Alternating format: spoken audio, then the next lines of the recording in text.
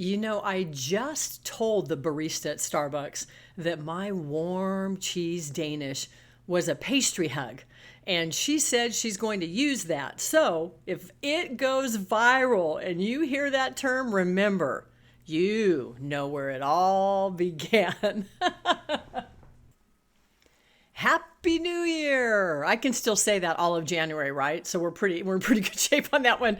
Welcome, and then one more hearty welcome to Bangs and Botox, women who wear aging well, brought to you by, wait for it, 1000, 1000, 1000, me, Diane Dean-Epps, author of Bangs and Botox, the humor book, comedian, teacher, baby boomer, writer, Mimi, and mama to the second power. I'm a woman with a big voice, maybe even bigger ideas, and lots to say about what I believe is our shared experience. This podcast is about many things: empowerment, freedom, laughing at the crazy everyday occurrences in life. And it's about encouraging you, yes, you, to own your space and your place in this world.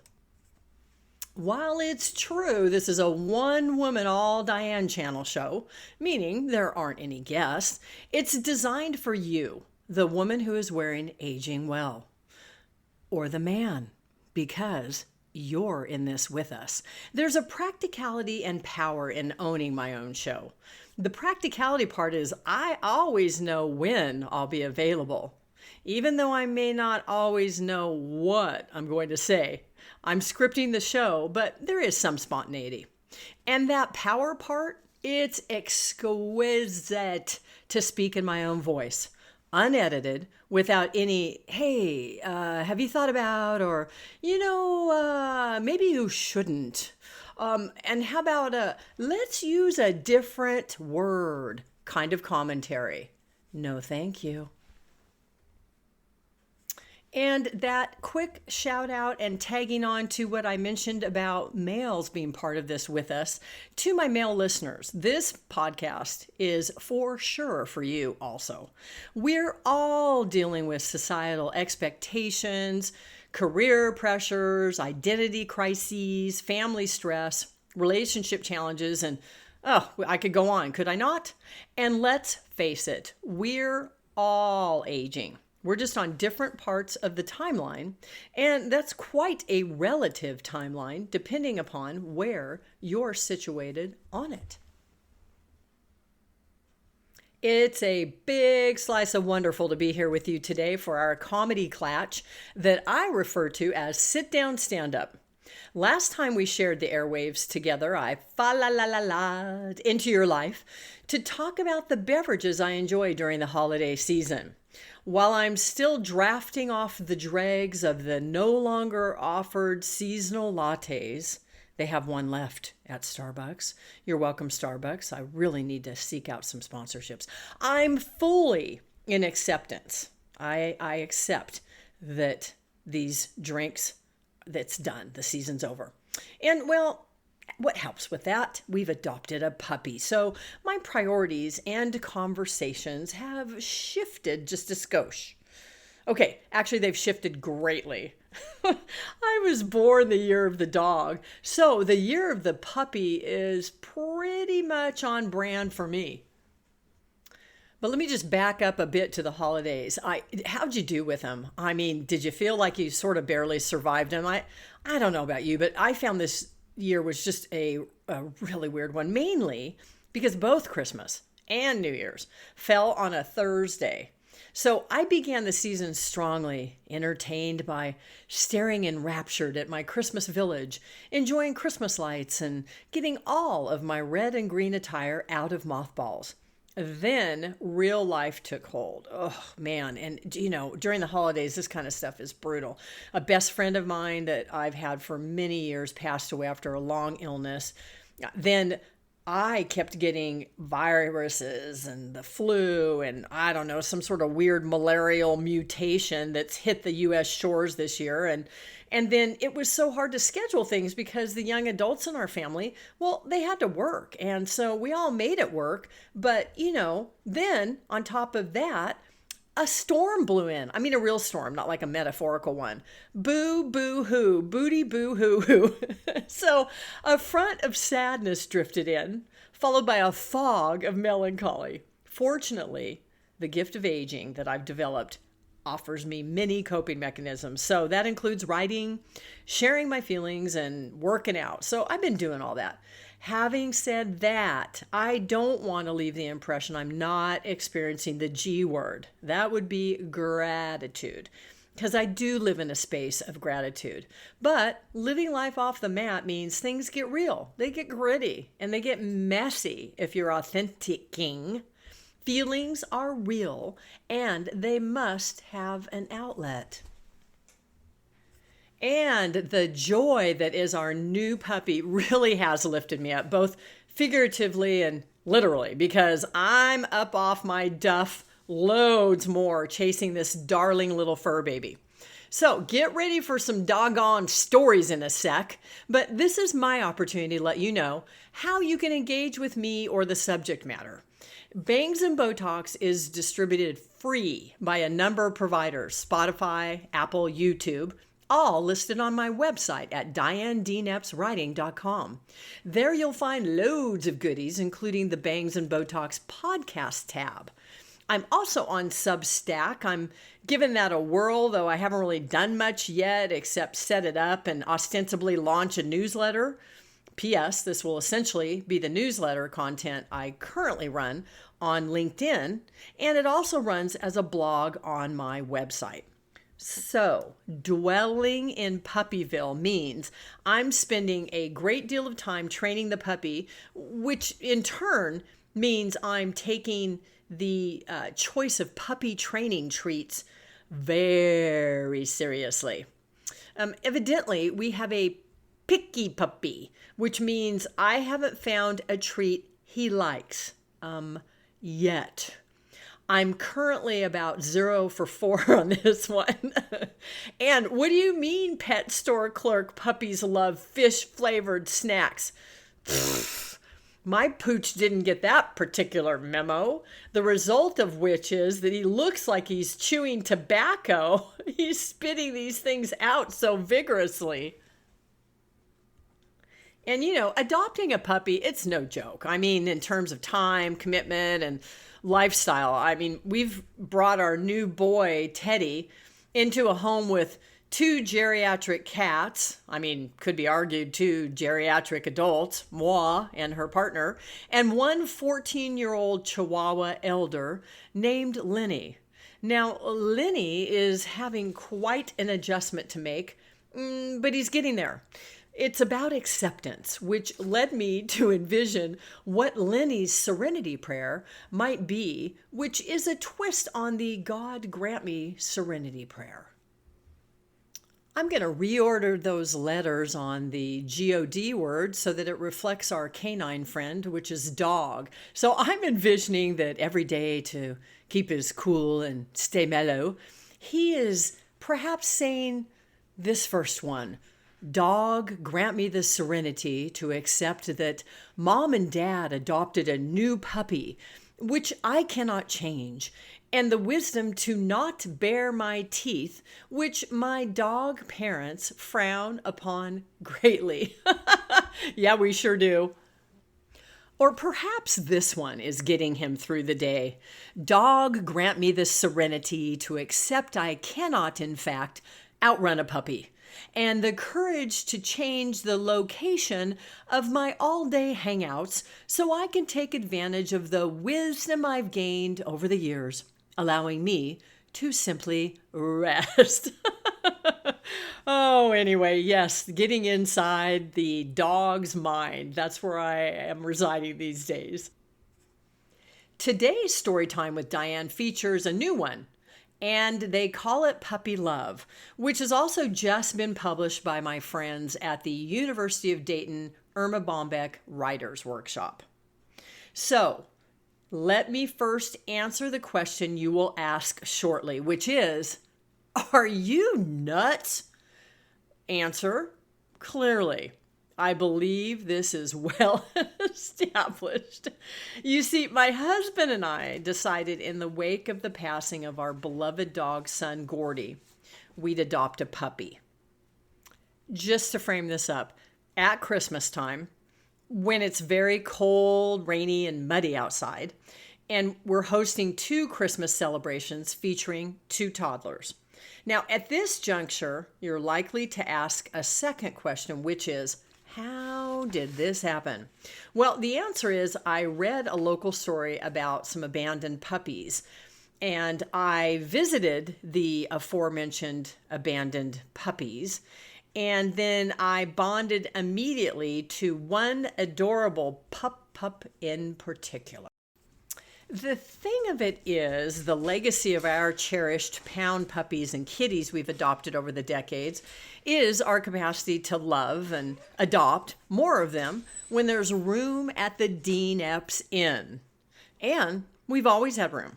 We've opened our hearts and home time and time again, even in the face of losing precious furry family members like the multiple times returned to the pound reigning champ, Chrissy, 11-year-old zero hearing ability Mo, Maggie, who barked at anything that moved or didn't move, and Tibby, the Cocker Spaniel, whose ears I cleaned more than my own. So off we went to pick up our new canine kid, Teddy, a 3-month-old ball of energy representing at least 6 breeds. Here's the short list of all that we took on, knowingly, lovingly, though some may not think wisely. Sleeping when the puppy sleeps, tag teaming for short naps on the in-between, cleaning up poo and pee as far as our nearsighted eyes can see. Oh man, that rhymes, but it's not a poem to really develop, is it? Stopping raucous chasing of the other furry children in the household.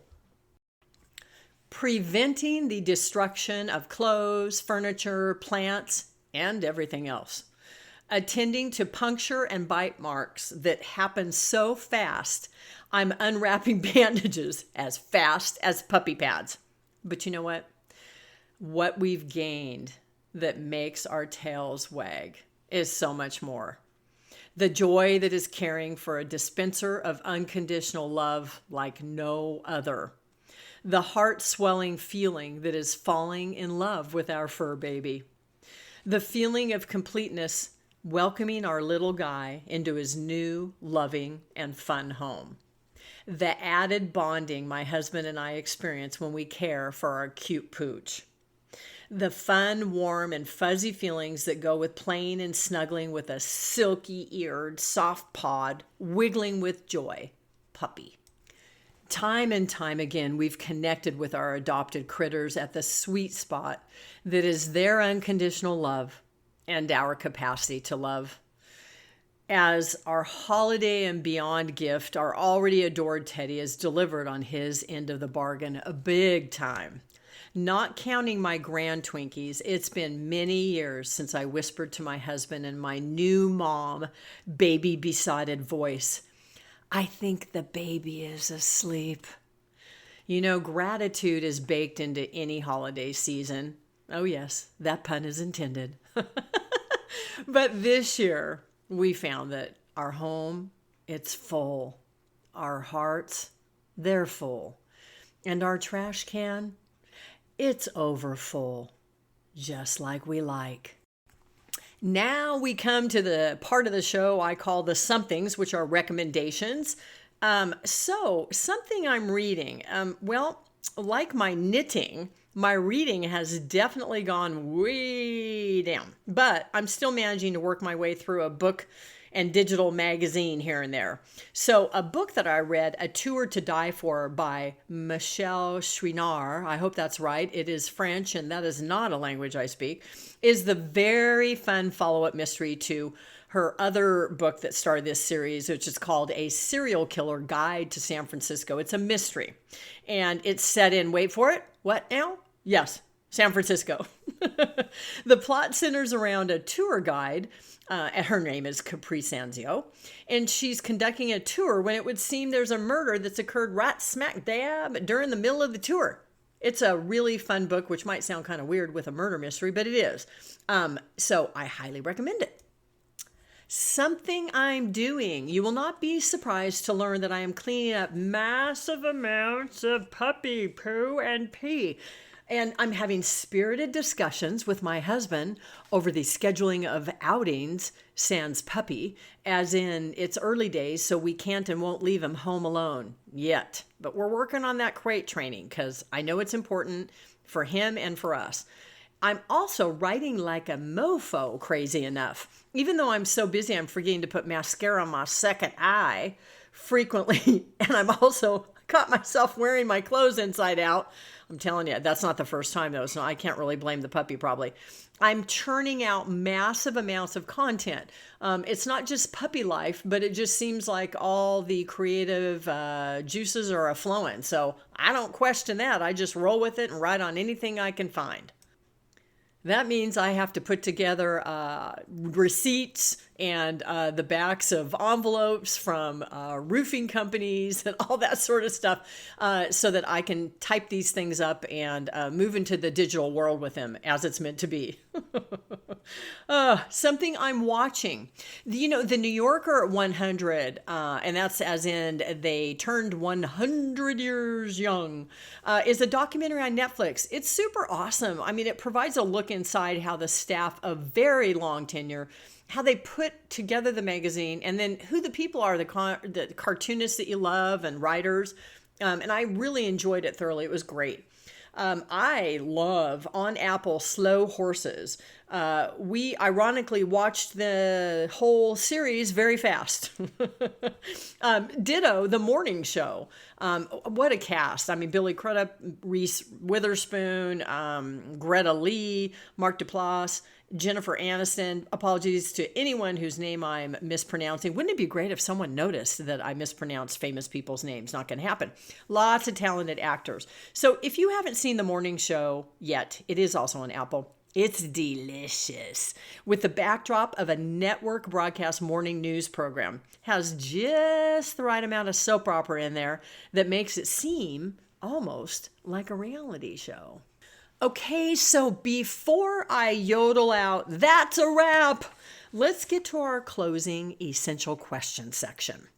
Well, this time around, kind of instead of an essential question, I'm going to ask you to choose an essential word. This is a word that represents your intention for the new year. It's a word you find motivational, and it will be yours and yours alone to own. I'm going to ask you a few questions that may help you come up with your word. The great thing about a podcast is you can hit rewind on this section if you don't come up with a word right away.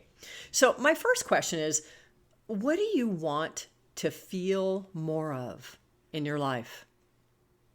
Second one, what brings you joy? And wrapped into this second one is what gives you energy, makes you feel empowered. And then the third, what's your purpose in life? Oh, that one is a real double snap question, is it not? When you come up with your word, just write it down on a card of some sort, something that's going to last. And if you want to decorate it, go ahead, but place it somewhere you'll see it at least every so often. Having an intention gives us a direction to head toward. You might divert, and that's just fine. That's a wrap for this week, this month maybe, dear listeners. Our experience is a shared one. Thank you for letting me share this time with you. You'll find me wherever fine social media channels exist. Instagram, Facebook, LinkedIn, maybe Substack, where I can be located under my alter egos of Ms. Right and Ms. Right Now. I'd like to extend a specific invitation for you to subscribe to my LinkedIn newsletter, which is called Ms. Right Now, if you dwell in that space. So I came across this fun self-care quote I'd like to share with you. Self-care is different for everyone. You don't have to be a vegan eating, yoga doing, meditation practicing Buddhist. Self-care is simply making time for yourself to do the things that make your soul shine, whatever those things are. And just remember, we need you to be just the way you are, lovey. Until our next Bangs and Botox Women Who Wear Aging Well Comedy Coffee Clatch podcast, friends.